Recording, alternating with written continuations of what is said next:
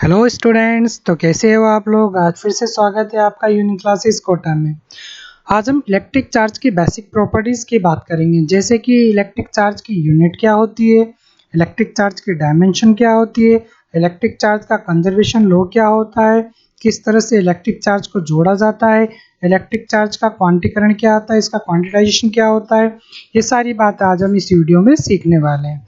तो चलिए बढ़ते हैं अपने टॉपिक की ओर।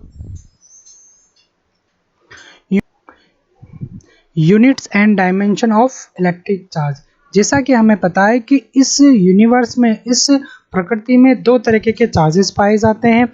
एक चार्ज होता है पॉजिटिव चार्ज और एक होता है नेगेटिव चार्ज। हमें ये भी पता है कि सेम नेचर का चार्ज हुआ तो उनके बीच में जो फोर्स अप्लाई होता है रिपल्शन वाला, प्रतिकर्षण वाला। और अगर डिफरेंट नेचर का चार्ज हुआ तो उनके बीच में जो फोर्स अप्लाई होता है वो होता है अट्रैक्शन वाला, आकर्षण वाला। एक मज़ेदार बात यहाँ पर यह होती है कि जो प्रोटॉन और इलेक्ट्रॉन होता है, इनका जो मैग्नीट्यूड होता है वो मैग्नीट्यूड सेम होता है और जिसे कहा जाता है एलिमेंट्री चार्ज, जिसे हम ई से लिखते हैं। बहुत से स्टूडेंट्स ये मानते हैं कि ई का मतलब इलेक्ट्रॉन होता है, जबकि ई का मतलब इलेक्ट्रॉन नहीं होता, एलिमेंट्री चार्ज होता है। और इस एलिमेंट्री चार्ज की वैल्यू होती है 1.6 इंटू 10⁻⁻⁹। इसे एलिमेंट्री चार्ज क्यों कहा जाता है? क्योंकि जब इलेक्ट्रॉन और प्रोटॉन पर रिसर्च चल रही थी तो ये पाया गया कि इस इलेक्ट्रॉन और प्रोटॉन पर जो मिनिमम चार्ज होगा वो होगा 1.6 इंटू 10⁻⁻⁹। मतलब ये कि इससे कम वैल्यू हमें इस इलेक्ट्रॉन और प्रोटॉन पर नहीं मिलती, तो इसी को एलिमेंट्री प्रारंभिक चार्ज माना गया। लेकिन बाद में रिसर्च में ये भी निकल कर आया कि इस 1.6 इंटू 10⁻⁻⁹ से भी कम चार्ज होता है, जिसे हम क्वार्क के नाम से जानते हैं। और ये भी कहा जाता है कि प्रोटॉन और न्यूट्रॉन जो होते हैं वो क्वार्क से मिलकर ही बने हुए होते हैं। लेकिन फिलहाल हम एलिमेंट्री चार्ज के रूप में इस ई को ही मानेंगे। अगर यहाँ पर इस ई की वैल्यू पॉजिटिव हुई तो उसे हम प्रोटॉन कहेंगे, और अगर इस ई की वैल्यू नेगेटिव हुई तो हम उसे इलेक्ट्रॉन कहेंगे। तो हम बात करते हैं यूनिट ऑफ चार्ज की, इलेक्ट्रिक चार्ज की यूनिट की। तो इलेक्ट्रिक चार्ज की जो ऐसा यूनिट होती है वो होती है कूलाम। कूलाम एक फ्रेंच साइंटिस्ट थे जिनके आधार पर इसकी यूनिट रखी हुई है। कूलाम ने एक बहुत ही बेहतरीन लॉ दिया है जिसे हम कूलाम के लॉ से जानते हैं, जिसको हम आगे आने वाली वीडियोज़ में स्टडी करेंगे। सीजीएस में इलेक्ट्रिक चार्ज की एक और यूनिट होती है जिसे हम स्टैट कूलाम कहते हैं, जिसे फ्रैंकलिन ने दिया था। और ESU का मतलब होता है इलेक्ट्रोस्टैटिक्स यूनिट। एक कूलाम जो होता है वो होता है 3 इंटू 10⁹ ESU के इक्वल। इलेक्ट्रिक चार्ज की एक और यूनिट होती है जिसे हम EMU भी कहते हैं, इलेक्ट्रोमैग्नेटिक यूनिट। और इस 1 EMU की जो वैल्यू होती है वो होती है 3 इंटू 10⁻10 ESU। इस 3 इंटू 10⁻10 को ऐसे भी लिखा जा सकता है 3 इंटू 10⁻9 इंटू 10। और हमें पता है कि 3 इंटू 10⁻9 ESU की जो वैल्यू होती है वो वैल्यू होती है 1 कूलाम के इक्वल। तो हम अगर इसको यहाँ पर लिखते हैं तो हमें मिलता है 1 EMU इक्वल टू 10 कूलाम। मतलब एक इलेक्ट्रोमैग्नेटिक यूनिट की जो वैल्यू होती है वो होती है 10 कूलाम के इक्वल। जैसा कि हमने अभी स्टडी किया है कि इलेक्ट्रॉन पर जो चार्ज होता है वो होता है 1.6 इंटू 10⁻⁻⁹ और वो नेगेटिव नेचर का होता है। इलेक्ट्रॉन का जो मास होता है वो होता है 9.1 इंटू 10⁻31 kg। प्रोटॉन पर जो चार्ज होता है वो होता है 1.6 इंटू 10⁻19 कूलाम, जो कि पॉजिटिव नेचर का होता है। प्रोटॉन का जो मास होता है 1.67 इंटू 10⁻27 kg होता है। यहाँ पर जो प्रोटॉन का मास होता है वो इलेक्ट्रॉन के मास से कहीं गुना ज़्यादा होता है। इसी वजह से इलेक्ट्रॉन को किसी भी एटम में से निकालना आसान होता है प्रोटॉन की अपेक्षा। अल्फा कण पर जो आवेश में हमें मिलता है वो होता है +2e। ई की वैल्यू 1.6 इंटू 10⁻19। तो इस तरह से अल्फा कण पर जो आवेश बनता है वो होता है 3.2 इंटू 10⁻19 कूलाम। फोटोन एक ऐसा पार्टिकल होता है जिस पर ना तो आवेश होता है और ना ही उसका मास होता है। मैं आपको एक बात और बता दूं कि अगर किसी पार्टिकल पर चार्ज है तो उसका मास जरूर होगा, लेकिन ये जरूरी नहीं कि अगर किसी पार्टिकल का मास है तो उस पर चार्ज हो। जैसे कि न्यूट्रॉन होता है, उसका मास तो होता है लेकिन न्यूट्रॉन एक न्यूट्रल पार्टिकल होता है। मैं आपको बता दूं कि एक कूलाम की जो वैल्यू होती है वो एक बहुत बड़ी वैल्यू होती है। इस वजह से इस कूलाम को भी कुछ पार्ट में डिवाइड किया गया है। जैसे 1 मिली कूलाम की वैल्यू 10⁻³ कूलाम, एक माइक्रो कूलाम को 10⁻�6, एक नैनो कूलाम 10⁻⁻3। यहाँ पर जो सबसे इम्पोर्टेंट वैल्यू है वो है एक माइक्रो कूलाम जो होता है वो होता है 10⁻�6 कूलाम। इसको हम न्यूमेरिकल्स में बहुत काम में लेते हैं, इस वजह से हमें इस वाली यूनिट को याद रखना है। अब हम बात करते हैं इसके डायमेंशन की। तो हमें पता है कि फिजिक्स के अंदर इलेक्ट्रिक करंट को, विद्युत धारा को एक फंडामेंटल क्वांटिटी माना गया है, एक मूलभूत राशि माना गया है। और I इक्वल टू होता है Q/T। तो यहाँ से Q की जो वैल्यू मिलती है वो होती है I/T। I यहाँ पर विद्युत धारा, एक इलेक्ट्रिक करंट है। तो यहाँ से विद्युत धारा की जो यूनिट होती है वो होती है एम्पियर, T यहाँ पर टाइम है। तो इस तरह से इसकी जो डायमेंशन बनती है वो बनती है M0, L0, T1 और A1। तो ये था इलेक्ट्रिक चार्ज की यूनिट और डायमेंशन पर एक छोटा सा इंट्रोडक्शन। तो अब हम बात करते हैं इस इलेक्ट्रिक चार्ज की कुछ बेसिक प्रॉपर्टीज की। प्रॉपर्टीज ऑफ चार्ज, आवेश के गुणधर्म। यहाँ पर हम इलेक्ट्रिक चार्ज की 3 बेसिक प्रॉपर्टीज की बात करेंगे। पहली प्रॉपर्टी होगी एडिटिविटी ऑफ इलेक्ट्रिक चार्ज, विद्युत आवेश का योग। दूसरी होगी कंजर्वेशन ऑफ इलेक्ट्रिक चार्ज, विद्युत आवेश का संरक्षण। तीसरी होगी क्वांटिटाइजेशन ऑफ चार्ज, आवेश का क्वांटीकरण। तो हम बात करते हैं पहले इसकी पहली प्रॉपर्टी की, एडिटिविटी ऑफ चार्ज की। तो मान लीजिए हमारे पास यहाँ पर एक बॉडी है।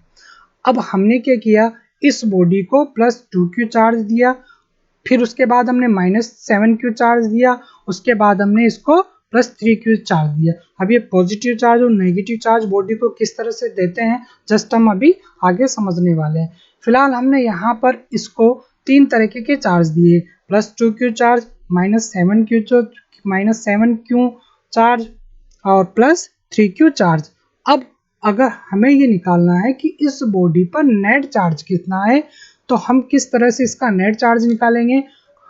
अब हम इस बॉडी का नेट चार्ज निकालेंगे। इसका नेट चार्ज कैसे निकालेंगे, हमें पता है कि इलेक्ट्रिक चार्ज एक स्केलर क्वांटिटी है और स्केलर क्वांटिटीज का जो एडिशन होता है वो अलजेब्रिक होता है। तो हम इस तरह से इसको ऐड करेंगे, +2Q +-7Q और +3Q, +2Q +3Q 5Q और -7Q।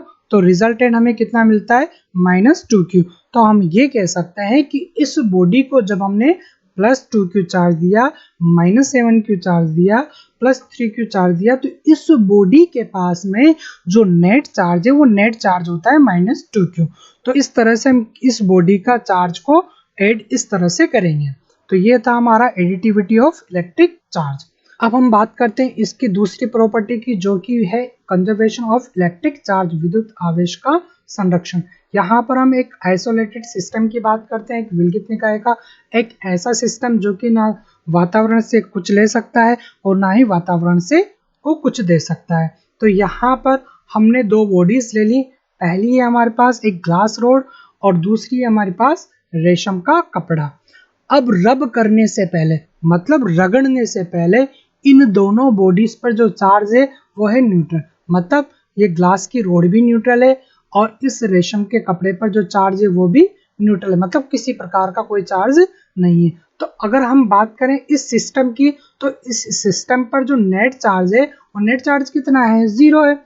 अब हमने क्या किया, इस ग्लास की रोड को इस रेशम के कपड़े के साथ रब किया, रगड़ा। तो हमने मान लिया, अब रब करने के बाद में होगा क्या कि ग्लास की रोड इस रेशम के कपड़े को कुछ इलेक्ट्रॉन ट्रांसफर करेगा। तो हमने मान लिया कि इसने 2 इलेक्ट्रॉन इस रेशम के कपड़े को ट्रांसफर किया। तो जैसे ही 2 इलेक्ट्रॉन इस रोड ने इस रेशम के कपड़े को ट्रांसफर किया, तो इस ग्लास की रोड पर क्या आ जाएगा, पॉजिटिव चार्ज आ जाएगा। तो यहाँ पर आया +2Q चार्ज।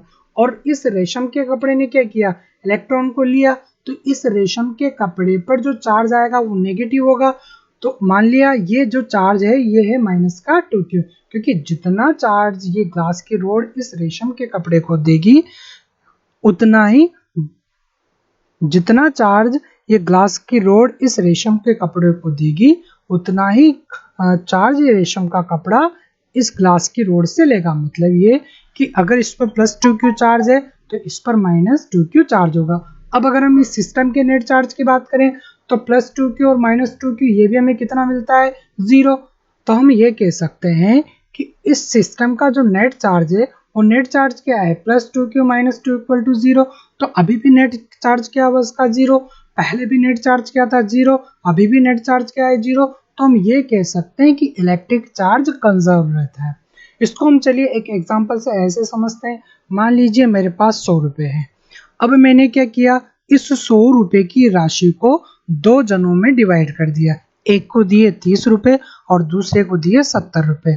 अब मैं अगर आपसे कहूँ कि डिवाइडेशन से पहले इस राशि को बांटने से पहले जो टोटल राशि थी वो कितनी थी, 100 रुपये, और बांटने के बाद जो राशि है वो भी कितनी है, 100 रुपये। मतलब 30 और 70 कितने हैं, 100 रुपये। ऐसा तो नहीं है कि उस 100 रुपये की राशि को बांटने के बाद वो राशि 90 हो गई हो या 100 से ज़्यादा हो गई हो। हम ये कहेंगे कि उस राशि को डिवाइडेशन करने से पहले वो राशि पहले भी 100 थी और डिवाइडेशन करने के बाद भी राशि कितनी है, 100 ही है।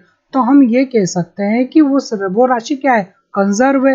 कंजर्व मतलब जो पहले थी वही बाद में, पहले भी 100 रुपये थे और अभी भी 100 रुपये। तो इसी तरह से इलेक्ट्रॉन का कंजर्वेशन होता है। चलिए इसको हम एक दूसरे एग्जांपल से भी समझते हैं। यहाँ पर हमारे पास एक यूरेनियम 238 है जिसके अंदर 92 प्रोटॉन है, +E मतलब प्रोटॉन है। तो बाद में रेडियो एक्टिव क्षय के बाद में यहाँ पर जो थोरियम बनता है और हीलियम बनता है, इसमें 90 प्रोटॉन तो थोरियम के पास में होते हैं और 2 प्रोटॉन हीलियम के पास होते हैं। तो हम ये देख सकते हैं कि यहाँ पर रेडियो एक्टिव क्षय के पहले भी इस यूरेनियम के पास में 92 प्लस चार्ज था और बाद में भी कितना चार्ज है, 90 + 2E मतलब 92 चार्ज है। तो यहाँ पर भी प्रोटॉन का कंजर्वेशन हो रहा है। तो हम ये कह सकते हैं कि रेडियो एक्टिव क्षय की घटना में भी चार्ज क्या रहा, कंजर्व रहा। तो ये था हमारा कंजर्वेशन ऑफ इलेक्ट्रिक चार्ज। अब हम बात करते हैं इसके क्वांटीकरण पर। क्वांटाइजेशन ऑफ चार्ज, आवेश का क्वांटीकरण। अब हम यहाँ पर बात करते हैं नाइट्रोजन के एटम की। तो यहाँ पर हमारे पास नाइट्रोजन का एक एटम है और हमें पता है कि नाइट्रोजन में 7 प्रोटॉन होते हैं और 7 ही इलेक्ट्रॉन होते हैं। इस वजह से ये एटम न्यूट्रल होता है। अब हमने क्या किया, यहाँ से एक इलेक्ट्रॉन बाहर निकाल दिया तो इसके पास 6 इलेक्ट्रॉन रह जाएंगे और 7 प्रोटॉन पहले से ही है। तो प्रोटॉन का चार्ज क्या हो गया, इस पर ज़्यादा हो गया। तो हम कहेंगे कि ये जो एटम है, इस एटम के पास में जो नेट चार्ज है और नेट चार्ज कितना हो गया, +E। मतलब ये है कि अगर किसी एटम में से या किसी बॉडी में से हम इलेक्ट्रॉन को निकालते हैं तो उस पर जो नेट चार्ज आता है वो आता है पॉजिटिव, और अगर किसी बॉडी पर इलेक्ट्रॉन डालते हैं, किसी बॉडी में हम इलेक्ट्रॉन लेते हैं तो उस पर जो नेट चार्ज आता है वो आता है नेगेटिव चार्ज। तो यहाँ पर एक बात और बता दूं कि जैसे ही हमने यहाँ पर इलेक्ट्रॉन को निकाला तो यहाँ पर अब ये जो एटम था ये एटम नहीं है, अब ये बन चुका है आयन, क्योंकि इलेक्ट्रॉन को निकालने पर और इलेक्ट्रॉन को इसके अंदर ट्रांसफर करने पर वो एटम किस में बदल जाता है, आयन में बदल जाता है। तो हम यहाँ पर लेते हैं एक बॉडी हमारे पास, मान लीजिए ये बॉडी है। अब हमने क्या किया, इस बॉडी में से एक इलेक्ट्रॉन को बाहर निकाला। तो हमें पता है कि इलेक्ट्रॉन को अगर बाहर निकालते हैं तो उस पर जो नेट चार्ज आएगा वो +1 ही आएगा। फिर हमने क्या किया, एक दूसरा इलेक्ट्रॉन भी इस बॉडी से बाहर निकाल दिया। तो अब जो इस बॉडी पर नेट चार्ज होगा वो होगा +2 ही। अब हमने क्या किया, एक और इलेक्ट्रॉन इस बॉडी में से निकाल दिया। तो यहाँ पर इस बॉडी पर जो नेट चार्ज होगा वो कितना होगा, +3। तो हम ये कह सकते हैं कि इसमें से हम जैसे जैसे इलेक्ट्रॉन निकालते जाएंगे तो इस तरह से यहाँ पर नेट चार्ज में ये प्लस बढ़ता जाएगा। अब हमने क्या किया, एक दूसरी बॉडी ली और इस बॉडी में एक इलेक्ट्रॉन डाल दिया, मतलब ट्रांसफर कर दिया। तो अब इस बॉडी पर जो नेट चार्ज होगा वो कितना होगा, -1 ही, क्योंकि इलेक्ट्रॉन को हम डालते हैं किसी बॉडी में तो उसका चार्ज क्या होता है, नेगेटिव होता है। अब हमने क्या किया, दूसरा एक और इलेक्ट्रॉन इस बॉडी में डाल दिया। तो यहाँ पर जो नेट चार्ज होगा वो कितना होगा, -2 ही। अब हमने एक और इलेक्ट्रॉन इस बॉडी के अंदर डाल दिया तो इसका नेट चार्ज कितना होगा, -3 ही। तो हम यहाँ पर देखते हैं कि एक जो बॉडी है उस बॉडी पर जो नेट चार्ज आता है या तो वो होता है +1e के रूप में, या वो होता है -1e के रूप में, या वो होता है +2e के रूप में, या वो होता है -2e के रूप में, वो होगा +3e के रूप में, या होगा -3e के रूप में। तो इस चार्ज को हम ऐसे लिख सकते हैं +-ne। क्या इस एटम में से हम आधा इलेक्ट्रॉन निकाल सकते हैं? या इस बॉडी में कभी ये देखा है आपने कि इस बॉडी को हम 2.5 इलेक्ट्रॉन दे सकते हैं, या इस बॉडी से 3.5 इलेक्ट्रॉन निकाल सकते हैं? तो याद रखिए कि किसी भी बॉडी में या तो हम मिनिमम चार्ज देंगे 1 इलेक्ट्रॉन का, या हम किसी भी बॉडी में से मिनिमम चार्ज निकालेंगे 1 इलेक्ट्रॉन। यहाँ पर जो हम बात करते हैं इलेक्ट्रॉन की, वो बात करते हैं हम इंटीजर्स नंबर की। मतलब ये कि जो हम इलेक्ट्रॉन देंगे या इलेक्ट्रॉन निकालेंगे तो वो एक इंटीजर्स फॉर्म में होगा। तो इसी वजह से इस आवेश के क्वांटीकरण को, क्वांटिटाइजेशन ऑफ चार्ज को Q = ±ne लिखा जाता है। n की जो वैल्यू होती है वो होती है इंटीजर 1, 2, 3 हो सकती है, और जो E होता है वो E होता है हमारे पास एलिमेंट्री चार्ज। तो ये था हमारा इलेक्ट्रिक चार्ज का क्वांटिटाइजेशन, आवेश का क्वांटीकरण। तो आई होप ये वीडियो आप लोगों के लिए यूज़फुल होगी। अगर वीडियो आप लोगों के लिए यूज़फुल हो तो प्लीज़ चैनल को लाइक कीजिए और सब्सक्राइब कीजिए। तो मिलते हैं अगली वीडियोज़ के साथ। थैंक्स।